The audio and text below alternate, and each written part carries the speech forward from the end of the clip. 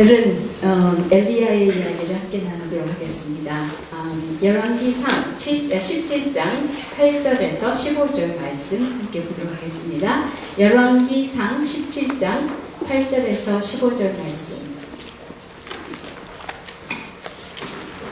찾으신 줄 알고 읽겠습니다. 여호와의 말씀이 엘리야에게 임하여 이르시되 너는 일어나 시돈에 속한 사르밧에 가서 거기 머물라. 내가 그곳 과부에게 명령하여 네게 음식을 주게 하였느니라.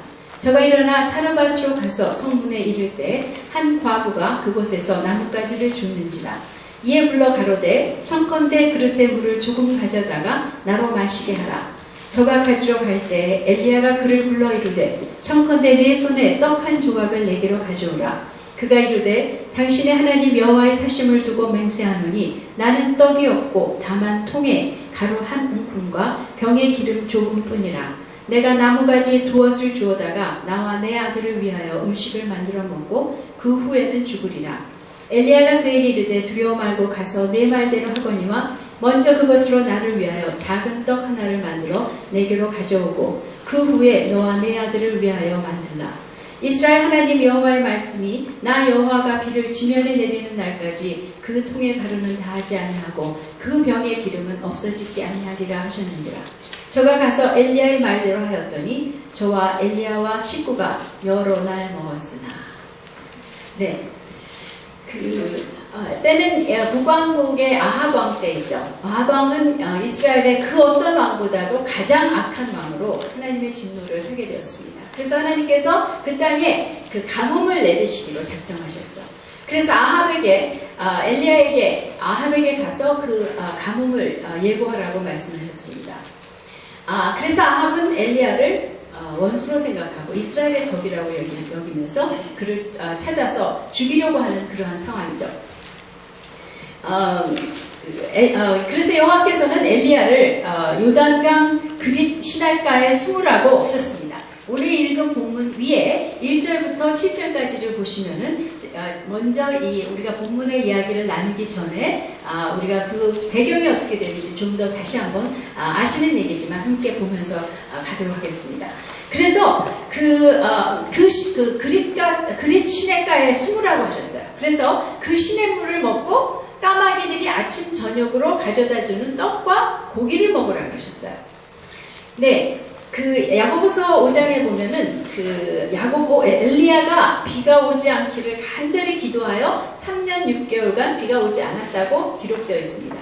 사실 엘리야는 하나님의 뜻대로 그냥 그렇게 전했고 또 하나님의 뜻대로 기도해서 비가 오지 않게 했음에도 불구하고 엘리야가 그 기도했던 그 가뭄으로 인해 그 가뭄의 결과 그 고통스러운 것에 대해서는 동일하게 엘리야 역시 경험해야 하며 거기에 덧붙여 아합의 쫓김을 받아야 하는 이러한 일이 일어나고 있는 것을 보게 되는 것이죠. 그런데 하나님은 그릿가에 숨기신 것은 좋았는데 하필이면 왜 까마귀에게 까마귀가 갖다주는 밥을 먹으라 그랬을까? 하나님께서 아무 다른 방법이 없으셨을까요? 그 땅에 아직도 먹을 것이 있는 넉넉한 경건한 사람이 없었을까요? 아니면 그렇다면 그 가뭄이 없는 딴 땅에 가서 정말 넉넉한 사람의 공개를 받을 수 있지도 않았을까요? 또 더 나아가서는 열왕기상 19장의 말씀과 같이 아주 안전한 은밀한 곳에 숨기시고 그 천사로 하여금 매일매일 따끈따끈 구운 빵과 신선한 물을 가져다 주실 수 있는 분이 하나님이시지 않나요? 그런데 하나님은 까마귀에게 공개를 하라고 까마귀가 갖다주는 그 떡을 먹었고 고기를 먹으라고 했습니다. 물론 하나님이 모든 것이 가능하시고 또 하나님의 궁여지책으로 까마귀밖에 없으셔서 할 수 없이 까마귀를 시키신 것은 절대로 아닙니다. 하나님께서는 사실은 당신께서 그를 먹이고 계심을 분명히 보여주시고 있는 것입니다. 사람이 생각할 수 없는, 그러니까 사람으로서는 생각할 수 없는 하나님밖에 하실 수 없는 그 일을 하심으로 엘리야를 먹이고 계신 분이 하나님이시라는 것을 우리에게 또 엘리야에게 보여주시고 있는 것이죠. 그것도 하루에 2번씩입니다. 광야에서는 한 번이었어요. 그래서 아침에 온 하루 종일 먹을 것을 다 했다가 하루 종일 먹고 그 다음날 아침에 또 나갔죠. 근데 엘리야에게는 하루에 2번씩, 아마 브런치 한 번, 저녁 한 번이었나봐요. 점심을 없이 2번씩 갖다 주셨어요. 왜냐? 하나님이 갖다 주신다는 것을 하루에도 2번씩 기억나게 하시고 하나님만이 그의 공급자이신 것을 알게 하시는, 매일 아침이면 까마귀가 옵니다. 까악까악하고 까치도 아닌 까마귀가 까악까악 와서 음식을 갖다 줍니다. 있을 수 없는 일이죠. 하지만 그것이 하나님이 주신 양식입니다. 저녁이면 또 정말 어김없이 그 까마귀가 까악까악 하면서 와서 그 떡과 고기를 갖다 주는 그것을 보면 이건 그 어떤 누가 아닌 하나님이 나를 먹이시는구나, 하나님이 나를 먹이시는 분이시구나 하는 것을 깨우쳐 주시는 것이죠. 사실은 우리가 누리고 있는 모든 것, 사실은 하나님이 주신 것입니다. 종종 우리가 돈을 벌고 또 사람이 주고 또 얻고 또 어떻게 그냥 모든 사람이 가지고 있기 때문에 우리 것인 줄 알고, 사람이 주는 것 줄 알고, 부모가 주는 것, 남편이 주는 것, 이렇게 고용주가 주는 것으로 우리는 종종 생각하지만 사실은 하나님은 여러 가지 통로를 통해서 우리에게 주시는, 하나님이 주시는 모든 것이라는 것을 우리 기억할 필요가 있는 것이죠. 그럼에도 불구하고 우리는 이것을 알고 있다 할지라도 우리는 그 하나님의 공급하시는 방법에 대해서 종종 불만을 품을 때가 있습니다. 왜 하나님은 좀 넉넉하게 안 주시고 이렇게 빠듯하게 주실까? 왜 잔뜩 쌓아놔서 걱정 없이 하지 않고 왜 매일매일 하나님을 바라야 살 수 있도록 하셨을까?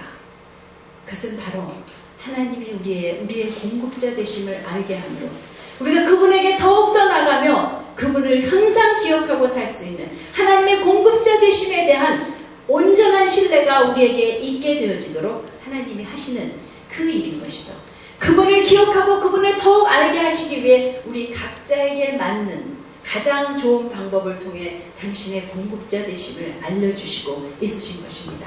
절대로 당신이 인정받으시기 위한 어떤 횡포 같은 것이 아니라 어떤 상황에서도 우리가 하나님을 의지할 수 있도록, 바로 그 공급자이신 하나님이 얼마나 신실하시고 공급자이신 하나님에게는 방법의 제한이 없으시다는 것을 알게 해주심으로 우리가 꼭 우리의 음식이나 우리의 어떤 필요뿐이 아니라 어떠한 상황에서도 하나님을 신뢰할 수 있는 것, 그것은 하나님의 공급자 되심에서 시작된다는 것을 우리가 기억할 필요가 있는 것입니다. 그래도 그래요. 왜 까마귀예요? 까칠해도 좀 나을 것 같고요. 아니면 하얀 백조가 갖다 주면 좀 더 깨끗하고 좋을 것 같고, 아니면 좀 그 착해 보이고 고상해 보이는 사슴이 좀 물어다 주면 얼마나 좋겠어요. 여러분, 까마귀는 어떤 고기를 먹습니까? 죽은 짐승의 썩은 고기를 먹습니다. 그러면 그 까마귀가 갖다 주는 떡과 고기는 굉장히 수상한 것일 수 있습니다. 우리는 출처도 알 수 없고요. 그것이 어떤 것인지도 알 수 없어요. 까마귀가 죽은 짐승을 막 밟고 다니면서 그 발로 갖다 주는 음식을 우리는 어떻게 먹을 수가 있겠습니까? 하지만 무엇입니까? 그것은 하나님의 방법을 신뢰하는 것이에요. 엘리야는 그저 그것을 믿고 하나님이 주셨기 때문에, 이것은 하나님밖에 하실 수 없는 하나님의 공급이기 때문에 그것을 믿고 받아서 먹는 것이었습니다. 저는 엘리야에게 나중에 천국 가면 물어볼 거예요. 그게 맛있었나요? 그 떡과 고기가? 저는 분명히 맛있는 신선한 고기와 떡이었다고 믿고 싶습니다. 네. 그런데 이제 문제가 생겼어요. 어떻게 그 7절에 보면은 그 그릿 시내가 말랐다고 되었습니다. 가뭄이 오래되면서 시냇물이 말라버렸어요. 이건 큰일 아닙니까? 재앙의 재앙입니다. 이제 어떻게 하는가? 그러나 이것은 조금 더 문제가 되지 않아요. 하나님께서 이제는 공급처를 바꾸시는 하나님의 방법이신 것이죠. 공급이 끊어지는 위기가 아니라 바로 그 하나님께서는 그 시내를 영원히 마르지 않게 하실 수도 있고, 그곳에 있으면서 하나님의 방법으로 물을 가져다 주실 수 있지만, 하나님은 종종 우리의 공급처를 바꾸시며 그냥 괜히 바꾸시는 것이 아니라 한 단계 높이시는 그러한 공급처로 옮기시는 그 일을 우리가 보게 되는 것입니다. 바로 그릿 시냇가에서 사르밧 과부에게로 옮기고 계신 것이죠. 공급처는 하나님이 쓰시는 도구일 뿐입니다. 그래서 이렇게 공급처를 옮기시기 위해서 우리의 눈에는 재앙 같은 일도 하나님은 허락하시는 것이죠. 하나님의 공급하심은 결코 끊기지 않습니다. 줄이고 결핍이 있을지라도 편안한 상태가 아닐지라도 하나님은 우리의 필요를 아시고 우리에게 있어야 할 것을 아시며 공급하시는 분이시라는 것을 우리에게 보여주시기 위해서 종종 우리에게 필요가 있게 하시고 줄이게도 하시고 궁핍하게도 하시는 것. 바로 그러나 당신이 먹이시고 입히시고 채우시는 분이심을 우리로 하여금 알게 하시는 것이죠. 우리가 그것을 정말 믿을 때 우리에게는 그분만을 의지하는 믿음이 더욱더 생기게 된다는 것이요. 물론 하나님의 백성도 굶어 죽을 수 있습니다. 그렇죠? 아프리카나 인도나 아주 가난한 나라들, 우리 한 동족인 북한에서도 하나님을 믿고 하나님을 의지하는 우리의 그 성도들이, 우리의 형제 자매들이 죽어갑니다. 굶주림으로. 그것은 무엇일까요? 그 하나님의 공급하심을 바라며 그럼에도 불구하고 굶어 죽는다면 그 마지막 순간까지 하나님을 바라는 소망에서 죽는 순교라고 저는 생각합니다. 물론 우리 가운데 궁핍할 때도 있고 가난할 때도 있습니다. 어떤 사람은 평생 동안 가난하기도 합니다. 그렇지만 그것이 하나님의 방법, 나에게 하나님에 대한 하나님의 일하시는 방법이며 나에 대한 하나님의 계획을 이루시는 길이라고 믿을 때 이 땅 가운데 잠깐의 삶이, 잠깐 겪는 환란이 지극히 큰 영원한 영광을 이루는 것이라는 것을 깨달을 때 그것이 문제가 되지 않는 것을 또한 하나님은 당신의 그 공급을 통해서 우리에게 보여주시고 알게 하시는 것이라고 믿을 수 있는 것입니다. 우리가 이렇게 하나님의 공급자이신 것을 알 때 우리가 실직을 당합니다. 어떤 때는 사업이 망하기도 합니다. 또는 건강 때문에 일을 못하게도 됩니다. 우리는 그럼에도 불구하고 여전히 우리의 공급자는 하나님이시기에 하나님은 공급처를 찾으시는 것에 문제가 없으시고 우리를 공급하시기에 결코 실패하지 않으신다는 것을 믿는 믿음이 우리에게 있어야 하는 것이죠. 마태복음 6장 21절에 공중의 새를 보라, 심지도 않고 거두지도 않고 창고에 모아들이지 아니하되 너희 천부께서 기르시나니 너희는 이것들보다 귀하지 아니하냐. 새들은 일하지 않습니다. 새들은 애쓰지 않아도 먹을 것을 주십니다. 그 새들보다 훨씬 더 큰 가치를 당신의 형상을 주신 그리고 당신의 자녀로 만드신 우리들에게 하나님이 결코 잊으시거나 또 하나님이 결코 게으르시거나 불성실하셔서 우리를 먹이시지 않는다는 그 믿음, 그 새의 믿음. 새가 염려해서 죽어가는 거 보셨습니까? 내일 양식을 어디서 구할 것인가?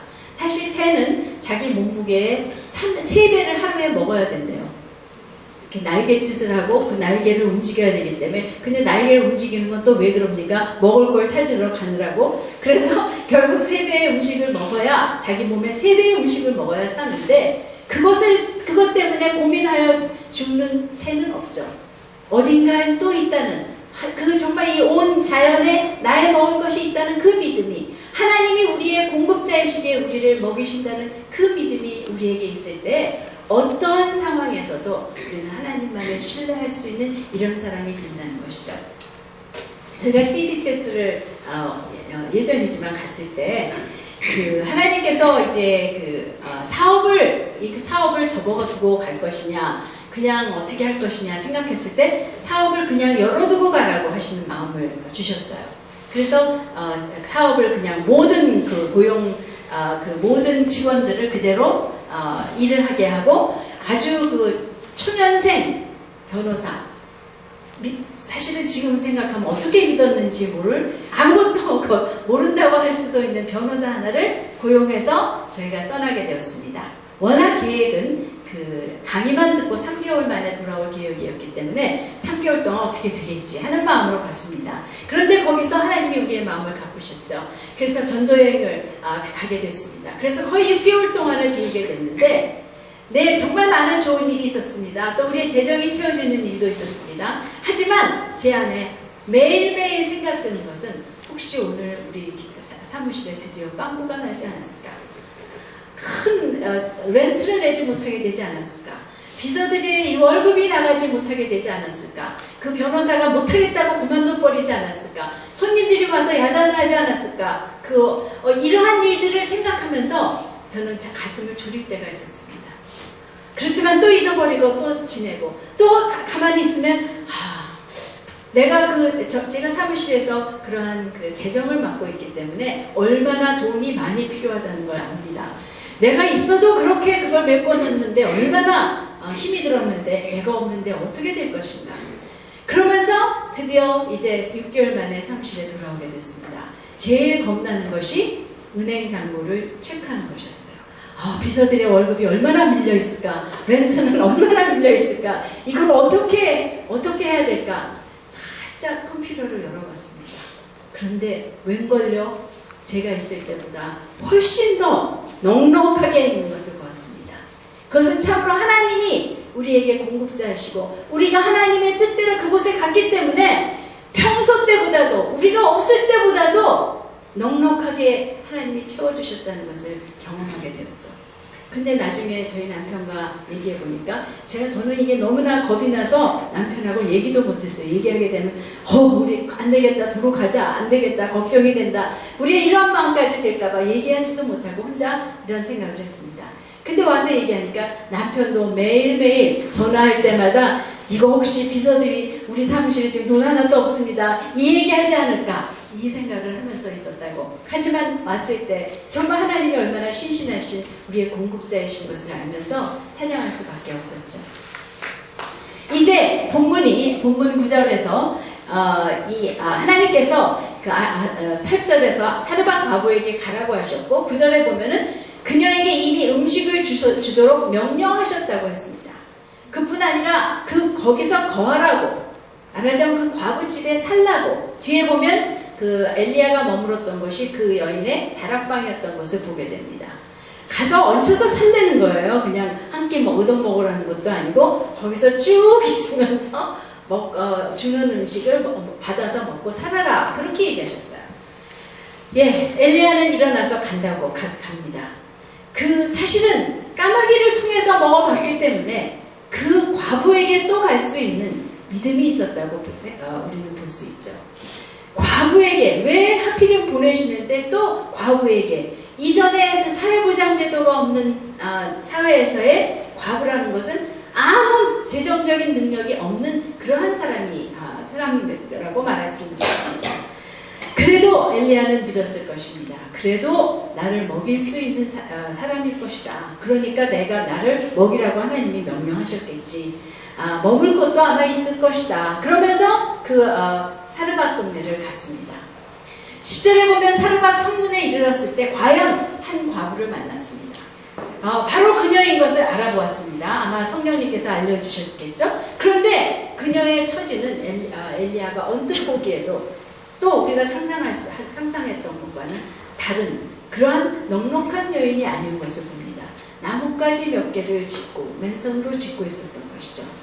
환영하고 자기 집에 들으며 대접할 기색은 조금도 찾아볼 수가 없는, 만약에 저가 엘리야였다면 내가 저런 여인에게 어떻게 얻어먹을까, 미안하고 정말 참 민망하고, 이러니 내가 딴 데 가서 그냥 내가 어디 음식을 내가 내 손으로 한번 음식을 구해보리라.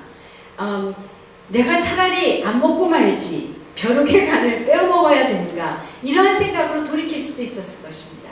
하지만 엘리야는 하나님이 말씀하셨기 때문에, 하나님이 공급자이신 하나님이 그에게 가서 먹으라 했기 때문에 그녀에게 다가갑니다.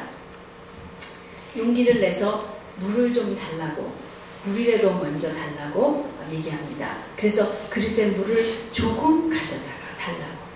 조금이라고 말하는 그 심정이 어땠겠습니까? 그리고 나에게 물을 조금만 달라고 말할 때 그 목소리는 아마도 기어들어가는 그러한 목소리였을 것입니다. 우리가 이런 성경을 읽을 때 가끔은 상상력을 사용할 수 있습니다. 우리에게 상상력을 주셨죠. 그리고 성경에 보면 엘리야는 우리와 성정이 같은 자로되 우리와 본성이 같다. 했대요. 그렇기 때문에 우리가 느꼈을 것을 엘리야도 느낄 수 있다고 우리는 상상하며 이야기를 생각할 때 더 많은 이해가 있는 것이죠. 그래서 정말 이 엘리야가 이 여인에게 구해냈습니다. 왜 하나님께서는 하필이면 이 가난한 과부에게로 보내셨을까요? 하나님은 종종 나보다 더 연약한 자의 도움을 받기도 하십니다. 그러면서 하나님의 겸손함을, 나에게 주어서는 안 되는 상황의 사람의 것까지도 받을 줄 아는 겸손함을 배우게 하시는 것이죠. 또 어떤 때는 나의 필요를 겸손히 나누어야 할 때도 있는 것입니다. 그냥 하나님이 명령 썼으니까 저 여자가 나에게 주겠지 하고 가만히 서 있는 것이 아니라 물을 조금 갖다 주지 않겠냐고 그렇게 구하면서 자기가 필요한 자인 것을, 그녀가 도와줘야 할 필요가 있는 사람인 것을 말하고 있는, 정말 기어드는 소리로라도 그렇게 하는 것이 하나님께서 그 사람을 통해서 할 수 있는, 그 사람에게 줄 수 있는 기회를 허락하는 그러한 일이 될 수 있다는 것이죠. 예전에 수년 전입니다. 그것도 저희 사무실의 재정이 너무너무 안 좋을 때가 있었어요. 그때 정말 우리에게 하나님이 공급자이신 것은 아는데 우리에게 좀 하나님이 지금 우리를 주관하고 계시다는 것을 좀 사인을 주세요. 강찬영 제가 그렇게 기도했대요. 그래서 저도 열심히 기도했습니다. 하나님, 정말 하나님이 우리의 주인이시고 하나님이 우리를 회복해 주시고 계십니다. 하나님 도와주세요. 그러한 기도를 드리고 있을 때 그날 저녁에 강찬영 제가 아주 정말 기쁜 얼굴로 왔어요. 하나님이 우리에게 이렇게 보여주셨다고 체크 한 장을 내놨어요. 그것은 뭐냐면 저희가 다니던 교회에 얼마 전에 대학교 동창, 저의 대학교 후배인 자매님이 가족이 와서 함께 신앙생활을 했었던 때가 있어요. 그런데 사실은 우리가 필요 없게 된 가구 하나를 그 집에 주었습니다. 저희는 대단한 거라고 생각하지도 않고 주었는데 그것을 굉장히 감사하고 있었다는 것은 알았어요. 근데 그 두 사람이 바로 밴쿠버로 이사를 갔어요. 그래서 한참이 돼서 잊어버리고 있었는데 바로 그 자매가 우리가 그 두 사람이 우리가 기도한 그날 그 사람들이 보내준 체크, 많은 돈은 아니지만 그때 우리에게 준 소파가 하나님이 주신 것으로 여겨지며 우리는 너무 두 사람에게 감사한다라는 그 편지와 함께 이 체크가 두 분에게 격려가 되기를 바란다는 그러한 편지와 함께 우리에게 왔어요. 이것은 분명히 하나님이 우리에게 주신 격려였으며 정말 그 사람들은 여전히 밴쿠버에서 그렇게 넉넉하지 않은 삶을 살고 있는데 500불이라는 돈을 보낸 것을 통해서 하나님은 그것을 우리가 감사히 받으면서 하나님의 공급자이심을 다시 한번 기억하게 되는 그러한 일이 있었던 것이죠. 11절에 보면 과부는 엘리야의 말대로 물을 가지러 갑니다. 그녀에게 물은 있었어요. 그래서 또한 기꺼이 나눌 그러한 마음도 있었습니다. 사실 중동 지역에서는 손님 접대를 굉장히 중요하게 여기죠. 그래서 길에 지나가는 사람도 다 손님으로 여기고 그들에게 접대하는 것을 큰 덕으로 생각하고 있는 것이죠. 그래서 물이라도 갖다 주려고 가고 있습니다. 그런데 이렇게 가져가려는 과부를 보면서 엘리야가 아마 조금 용기를 얻은 것 같아요. 그래서 그녀를 불러 세웁니다. 어쩌면 더 기어가는 목소리로 부탁하는 엘리야를 보게 되죠. 손에 한 조각 떡을 가져다 달라고. 그가 배가 고팠음에도 그는 분명히 배가 고팠을 것입니다. 그러나 그저 떡 한 조각만이라도 갖다 달라고 그렇게 말을 하면서 하나님이 말씀하신 대로 그녀가 주는 떡을 먹기로 하고 있는 것입니다. 그러자 지금까지 말없던 여인이 입을 열어 말합니다. 12절에서죠. 당신의 하나님 여호와의 사심을 두고 맹세하노니 나는 떡이 없고 다만 통에 가루 한 움큼과 병에 기름 조금뿐이라. 내가 나무가지 두엇을 주어다가 나와 내 아들을 위하여 음식을 만들어 먹고 그 후에는 죽으리라.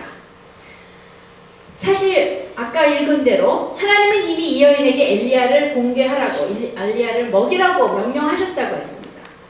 아마도 엘리야가 다가오는 것을 보면서 저 사람이 그 사람인가 보다 라고 생각했을지도 모릅니다. 그러면서도 자기의 형편을 아시는 하나님이실 텐데 어떻게 이 형편에 한 사람을 더 얹어서 살라고 하시는 걸까?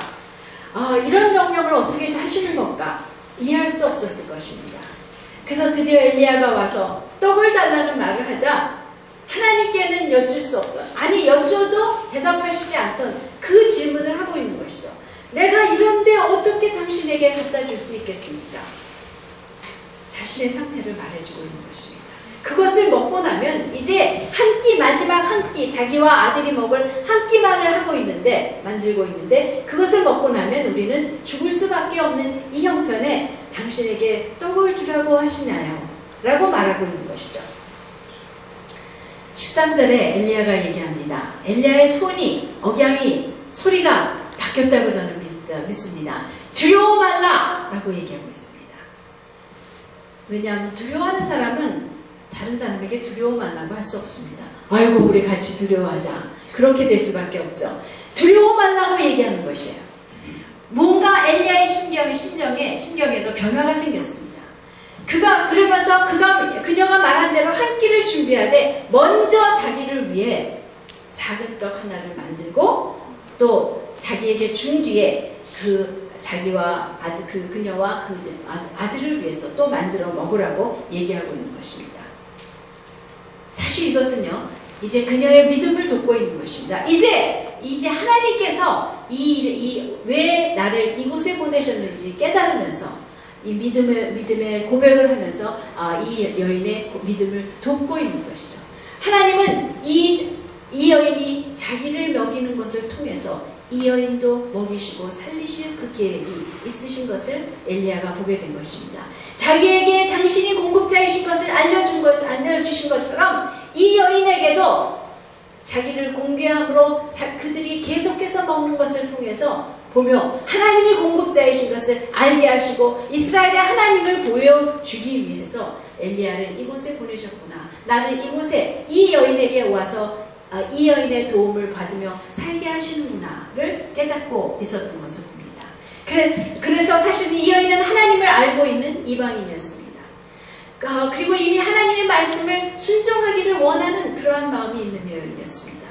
그러나 그 상황을 보면서 나는 순종할 수 없다고, 이 일은 할 수 없는 일이라고 하고 있는 절망의 상태에 있는 이 여인에게 두려워 말라라고 얘기해주며 그 순간 하나님께서 들려주신 얘기를 말하고 있는 것입니다.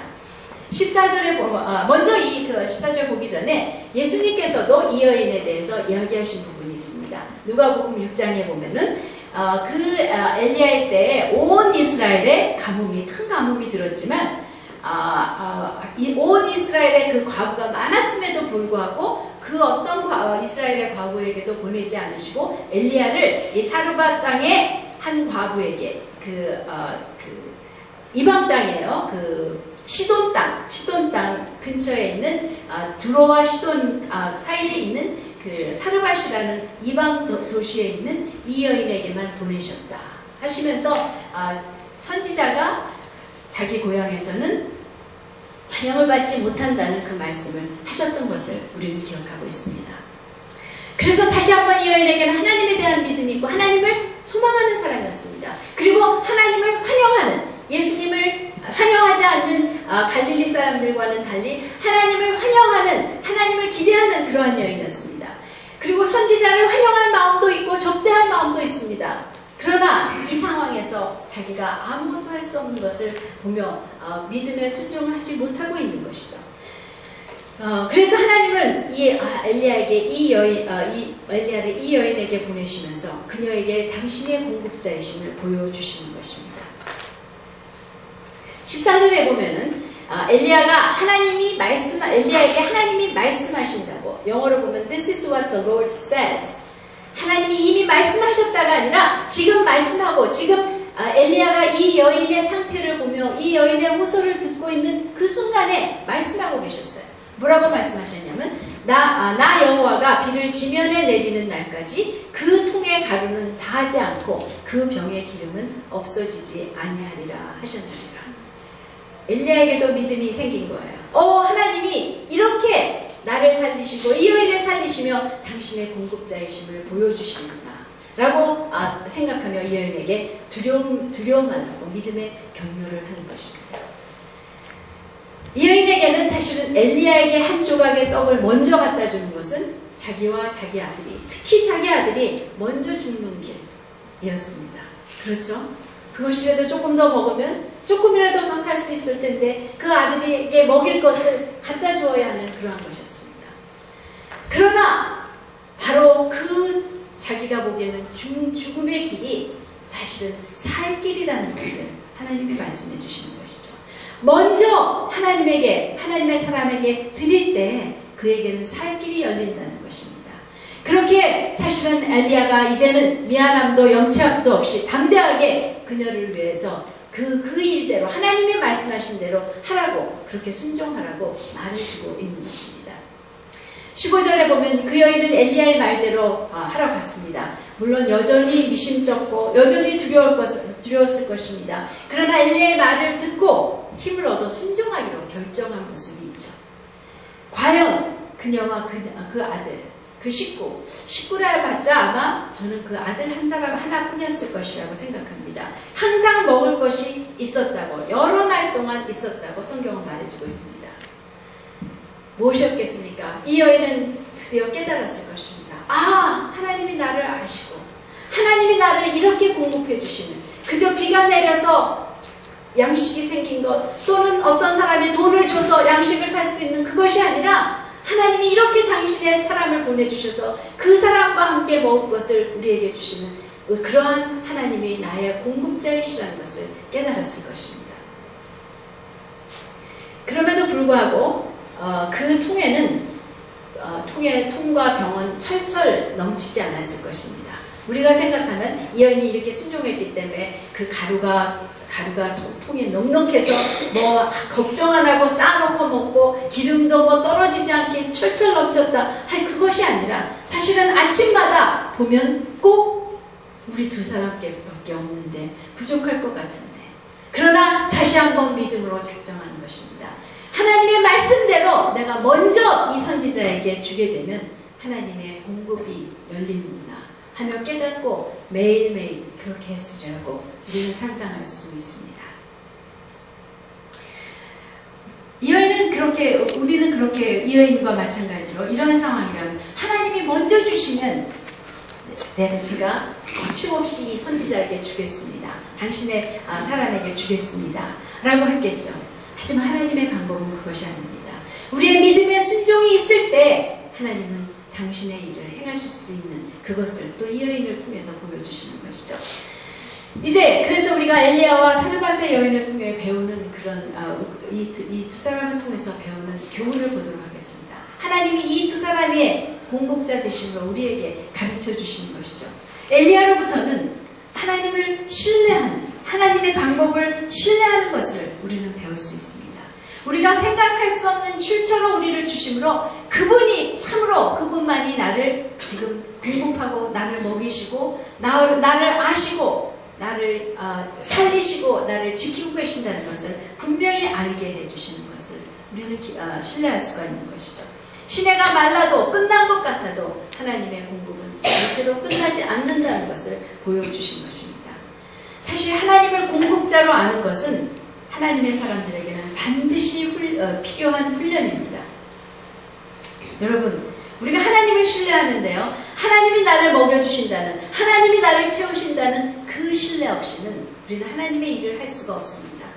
그렇기 때문에 많은 사람들을 보면, 하나님의 사람들을 보면 재정의 훈련, 빈궁해 본 경험, 그래서 하나님이 나를 채우시고 하나님이 주시는 그 경험을, 특히 YM에서는 대부분의 그 간증이 그거죠. 돈은 하나도 없었는데 뭐 하나님이 어떻게 주셨다, 이렇게 하셨다, 이런 것들, 그것이 바로 하나님이 당신을, 내가 너를 공급하는 너의 하나님이다라는 것을 보여주시는 반드시 필요한 그러한 훈련 과정이라는 것을 우리는 엘리야를 통해서 배울 수 있는 것입니다.